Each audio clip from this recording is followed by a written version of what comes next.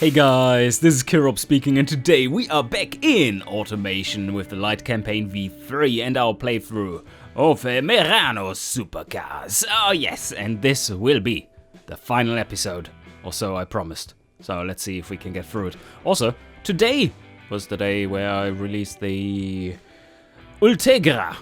Yes, our beautiful Ultegra. And what appeared to be the case is that the file actually doesn't import correctly. And so I had our lead programmer Kaz look into it, and after a few seconds he said, whoops, that was a bit of a copy-pasta mistake. Fitting to Merano, yes, copy-pasta. And yeah, so problem being that well, you obviously have seen the problem solved already, but the background story here is that, well, the next patch is going to invalidate all saves. Yes. So, how am I going to export these cars then? Well, we have to do some trickery. Maybe copy them over to a sandbox save file or something. I don't know the answer yet, but you will probably already have the salvaged cars. Anyway, today we're going to finish the engineering of the Allegro. I'm going to make a facelift for the Vega, and I think I'm going to design one final car, the 11th hour. And I think we are at a pretty good spot to start the refreshing of the Vega, because that one is already from, let's see, it's from 97. Yeah, no, that's about right. Ooh. Well, you see, the Vega is already pretty old. It's a pretty old car by now. It's from 87. The final iteration of our beautiful little V12. Plenty of power in this one. 3,200 cc. What more do you need? Let's have a look. 9,900 RPM is the max right now. We probably don't need much more. What is the weak point? The pistons.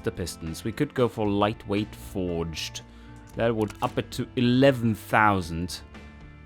Yeah, not really required, is it? Let's up the quality to 6. Plus 6 on the valve train. Pretty awesome stuff. And in true Merano fashion, I believe this car, this version of the engine, is going to rev for the first time beyond 10,000 RPM. Maybe we should switch over. I mean, it's not that much we need. Oh, although, wait a second. We could engineer this to a higher standard if we wanted to. This is a facelift after all. Or we could switch over to a new piston. And that one, well, also needs forge works, of course, same thing. I think I'm going with the currently already available tech and up it to +5. There we go, 10,200 RPM is the red line. And we really had to open up the exhaust more. Well, there you see. 277 kilowatts. Oh, wait a second. Kilowatts? That's not something you understand, you plebs. Let me switch that over. I had to clear my data stuff after I tried to copy over the save file into the sandbox, which kind of exploded automation. That wasn't too good. Oh, there you go. Okay. Yes. 371 horsepower. At 9,200, and that is out of 3.2 liters. So let's have a little go at it.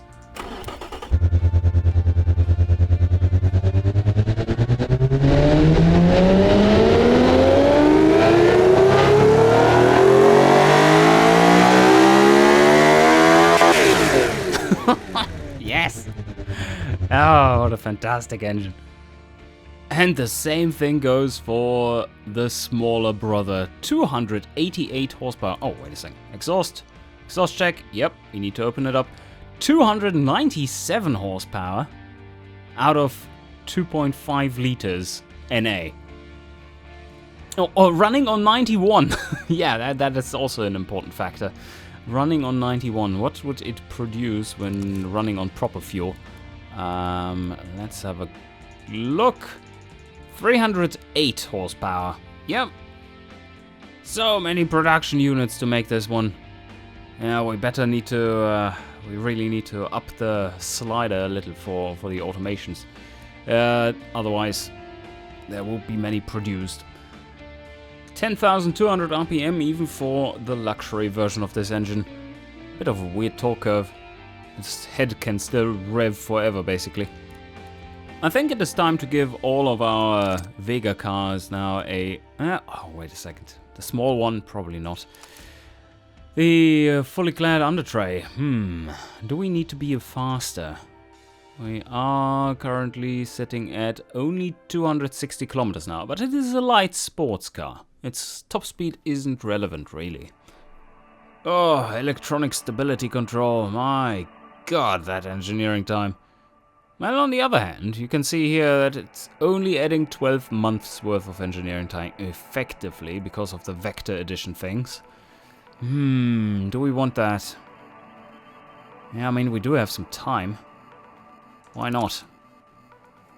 And, like, it does make the most sense for cars that are set up really aggressively. Like all of these, basically. So you can see that what is being done here is that the drivability is effectively pushed closer to the line. Like the penalty you see here between blue and red for the drivability is not cancelled out, but to a large portion negated. And that really helps if it's far away from the line, from the optimal handling for drivability. And sportiness doesn't care. So yeah. What we also can do is go towards new suspension. How much does this do? Whoa. Yeah, okay. That's quite a lot of stats. But I think we want to keep this car simple. It is not... Otherwise it gets too close to our other cars, our more high-end cars, and we really don't want that. It sits nicely in the middle of all of these. Yeah, look at that. It's perfect. Cars and engines are now updated. Now we go into production. Well, medium 2, yeah, looks about right. I don't think we need to change anything here. Oh, but again, massive engineering time for this one. I think we will be engine limited though. So I'm not going to put too much effort into the tooling of the car side of things. This should be fine. But the engine side of things, on the other hand, that needs some love. Oh yeah. Oh yeah. That's very true. Oi, oi, oi, oi. This looks expensive. The good thing though, the other thing is going to 55. Oh yes, we can optimize it a lot. Tooling optimization. Excellent. Reliability. Now no longer absolutely in the toilet. But that price, ouch. But I still can make it quite a bit cheaper. Alright, awesome. Excellent, 55 months. And there we go. Scoring, not too shabby. Yes, and supposedly we're going to make billions upon billions. Looking good. Apart from maybe the engineering of our car. Let's drop the process by 1. That should fix it by 1 month. Yep, excellent. And sign it off. That was the Vega, last iteration. We will just sail through to the end with this one. By now, the Vivace also needs its final facelift. Its first and final one. We should have a look here. And take a close look at the engine family too. It's a small one. It's a tiny one. It's a cute one. Looking forward to doing this one though. This will be good. So we have our standard super components in here. We could rev them a little higher. No, do we need to? No, not really. This one is our cheapo engine, remember? Cheapo engine with forged components. Excellent. We do need to up the compression. We can up the cam profile because we can rev higher. Give it some more juice, and there we go. 9,200. We now have a flat plane V8, revving to 9,300. Not too bad. And can we get some more out of it? Yes. There we have it. 242. And we need to up that one. 249. Can we get a little bit more? Nope. Knocking. There we go. 250. That's how to do it. 250 horsepower sounds about like something we want. Yes. Perfect. And of course, let's give it a listen.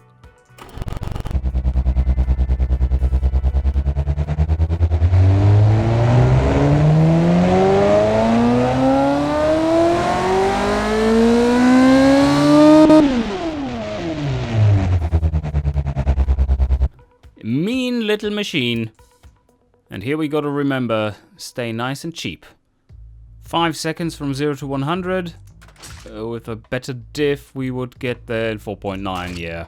And that's definitely out of scope for this little beast. Sports tires, pretty small ones, yep. The brakes are still performing really well. We need some pad type and size to kill the brake fade.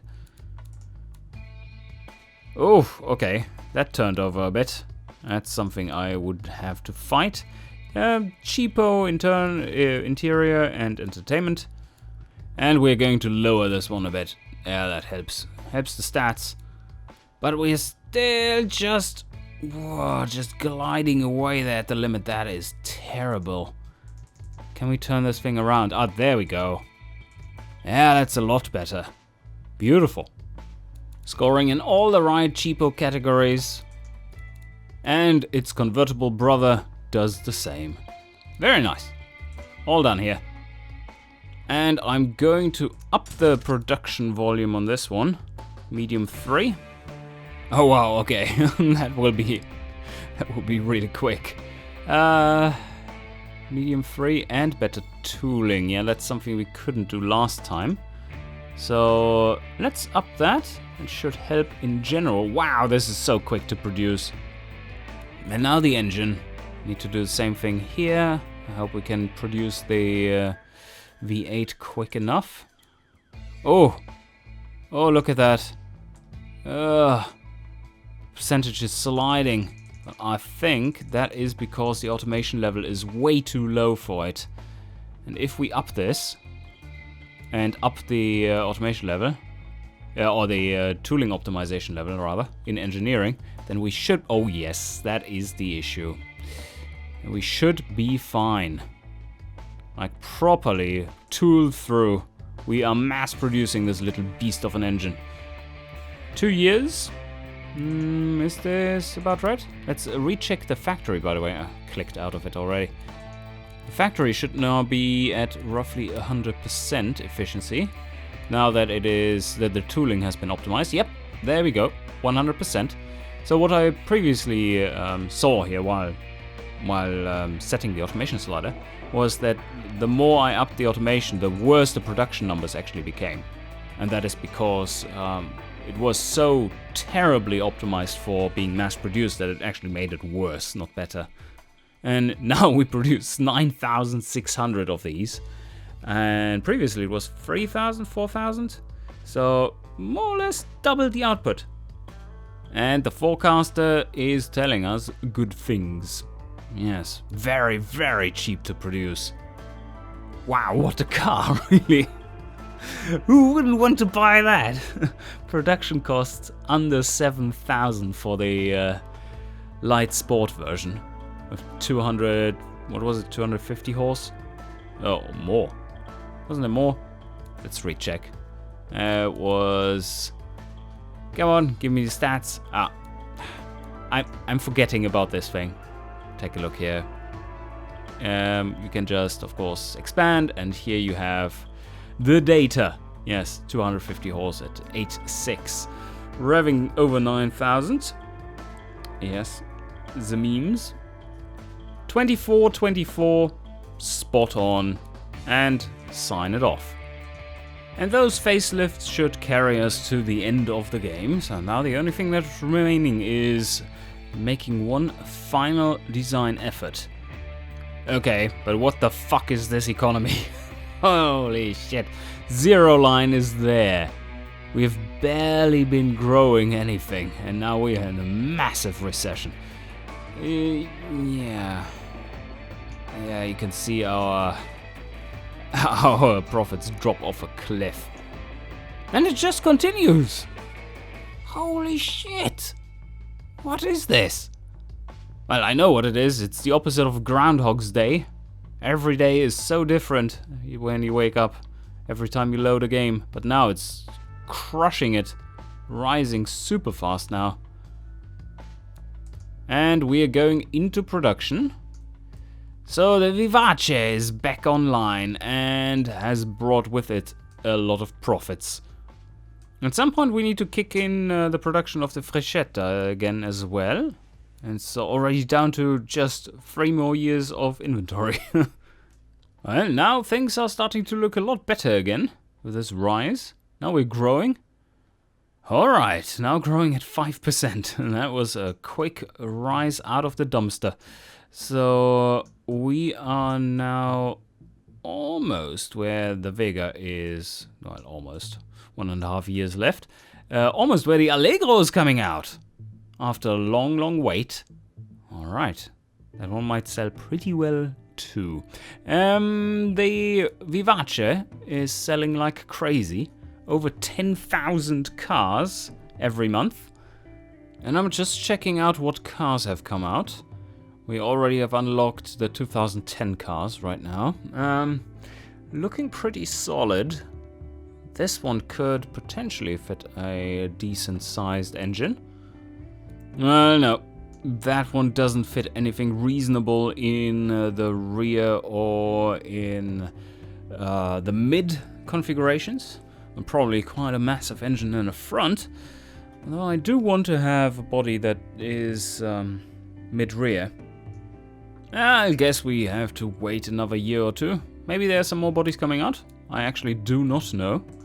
And there we have it. The Allegro is in production. Can't sell that many cars, but yeah, it's trying. Wow, the Freshetta. Look at this beast. It's doing really well. Can just continue producing them. They're slowly running out. Alright, we went from the deepest depths of the depression into a miracle recovery. 10.8% growth. Also at the worst time, because the Vega is currently tooling. Oh no, looks like the engine can no longer be produced. But it doesn't matter. That car has sold enough copies. We shouldn't saturate the market too heavily, because it's too awesome. What is this economy? 14.3%. Now, there are no more cars coming. So what do we do? What do we do from here? Okay, I'm just trying out a few things here. V16. V16. It needs to be lightweight. Yes. Okay, high run. Yeah, we get that. So just puzzle together a few things here. Nothing spectacular just yet, but we're getting there. A 5.8 liter V16. That still is pretty small per cylinder. And Alsi magnesium, that's a bit too much. Alsi should be fine. It only saves us a few kilograms. Vivell not needed. All the finest of components, they are lining up nicely, and we do need the revs in this case. And I just can't push this peak much higher though. That's unfortunate. 93 cam profile. This doesn't quite do it. And the best part, of course, is this engine fits. There's no struggle there. It fits in the front. That is the problem. So maybe Merano is making a bit of a another one-off hypercar. Bit different. Not the rear-engined majestic display of the Fruinia, which will remain the absolute most bonkers car in hypercar history. But this one might be getting close in performance. Let's see if we can make it handle. Yes, exhaust tuning. There's some more to be had here. 800 horsepower. Okay. Now we're talking. And I have not put in enough quality just yet. Engineering time 52 fucking months. That's maybe a bit too much. Alright, that is entirely insane. My god. This is 818 horsepower out of a naturally aspirated 5.8 liter engine. Alright. And if we were going with direct injection, we could push this to 830 horsepower. But I wonder what the engineering time would be like. This does not bode well. It's that is just how many years? Oh shit. It's almost 30 years of engineering time. Yeah, we might have to cut a few corners on this one. But look at it. Ah, pretties. Okay. Now, let's give it a quick listen.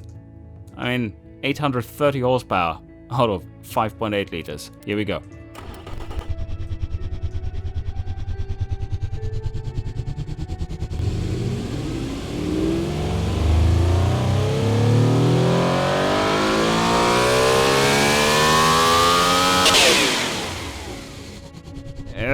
Yes, I think we have to switch out the dyno a little later. That's just too much power. Yeah, out of 225 kilos, maybe. Of course, we're talking about all carbon fiber, and this. What is wrong with your nose, sir? Let's see. All-wheel drive is a given, more or less. We are going for. Dual clutch engineering time is massive. But we can't make this thing manual. That would be insanity. Estimated top speed just 375. Definitely going for the electric. Here, this makes a lot of sense. This one needs to be super high tech. Let's start out with 295s all around. A bit of overkill, I believe. Can switch to something better later on. And yes, I think we do need carbon ceramics. It is all in the downforce under tray. We shall utilize it to neutralize a bit of lift. On the other hand, that might mean that if I drive, once I drive it in BeamNG, that we are going to fly off the track because that is not being translated. So maybe I do have to put on a wing on this thing. But here's the kicker. This is actually not a kind of super hyper track car like the Fruinia it was, but rather the ultra premium of hypercars. +5 quality is just about good enough. And electric variable, yeah, we need that. Oh, we can't afford the engineering time. Oof. Okay. Well, there we go. The first go at a setup is decent. The first guess. Let's hammer the sport preset. I made it actually worse. Okay. Yeah. Okay. 141 hypercar. But what about the performance? Ooh, the wheel spin. 14.9%. Yeah, we don't have traction control. Maybe we should put that in. 2.3 seconds from 0 to 100. That is respectable. Yeah, we do need some large discs. Carbon ceramic. 370mm front, 300mm rear. Aerodynamics. Yeah, looks about right. Ah. Yeah, with the downforce. Wait, what does happen if we put none of that on? Ooh. How quick is this thing now? 360. Okay.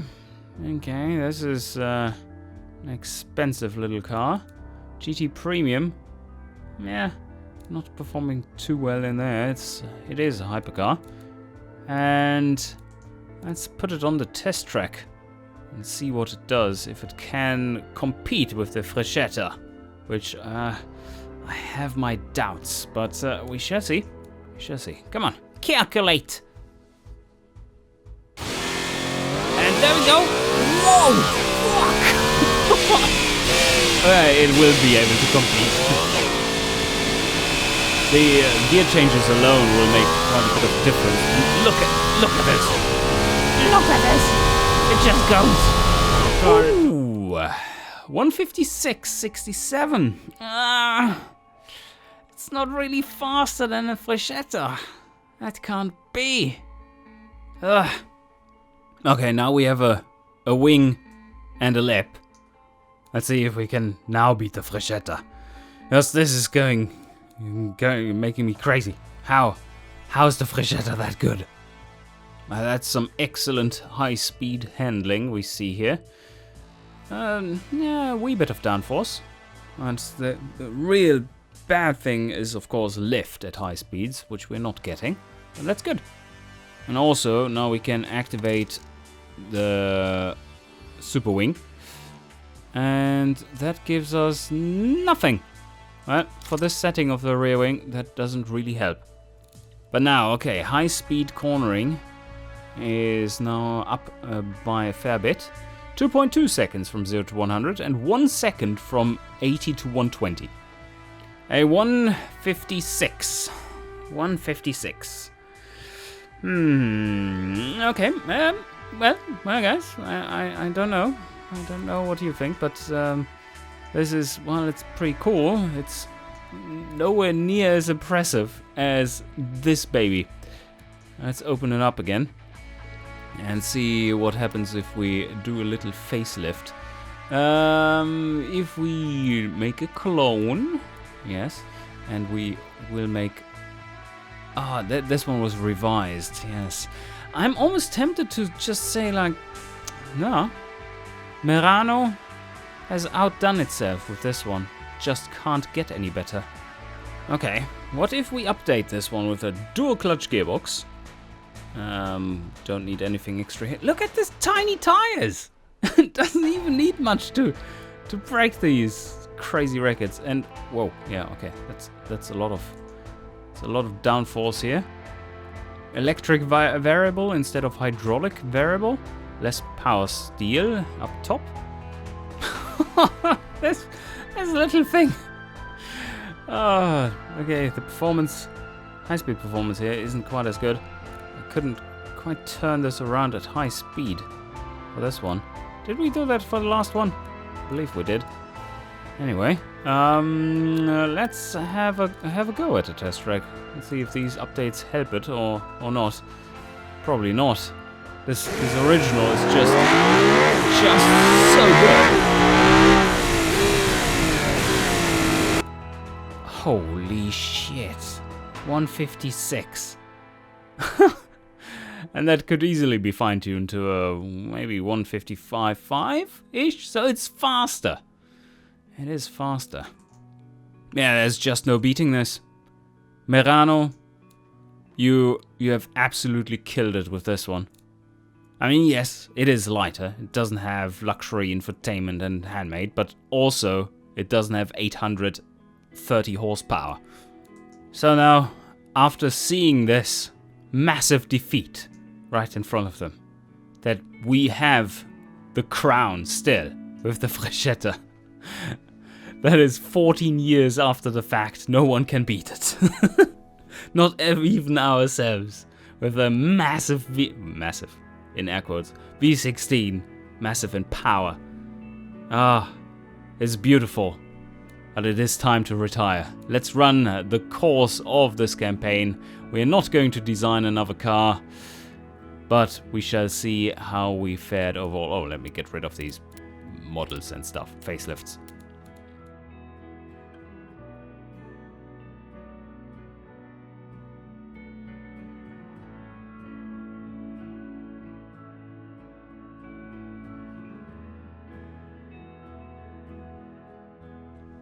And there we go. Finally, we are through. 10 models it was. 10 models that dominated the super and hypercar market. Well, mostly only the supercar market. And the light sports. Whew! And of course, what won? The Vivace! As one would have expected. Just so many sales. Crazy. But the Vega did really well too. 230k. Yes. Final credit score C. I don't quite get why. We were at A+ all the time, so that is a little weird. Also, I did not have a difficulty of 0, but nonetheless, yeah, this was what did we play at 5? I believe it was 5. Anyway, so now, very soon, we will start the actual competition. There will be a little bit of downtime, but I will be releasing a video that explains how it is going to continue with the competition, how it's all set up. And I have to tell you once again, down in the description below, there's a link to the competition hub. I will provide a zip file with all the cars from the competition so that you don't have to go through and manually download them from the individual episodes. Although I would like to have those extra views and clicks, but yeah, it's not worth much, I guess, in the new algorithm. But don't forget to like those videos so that more people can see what's going on and maybe take part in this challenge. So, yes, so more information is coming. The competition and the judging will start reasonably soon. And, well, the competition has been going on for a while. Yeah, it is, what did I say, at least a week of downtime before the actual submissions have to be in. And, yeah, I think you'll be seeing a video probably tomorrow on the channel, just to get us started with the final building process to become the OCD of Merano. And I hope you enjoyed this ride, and I'm looking forward to seeing your designs. So far the pictures you've been showing looked pretty much fantastic. Anyway, see you guys next time.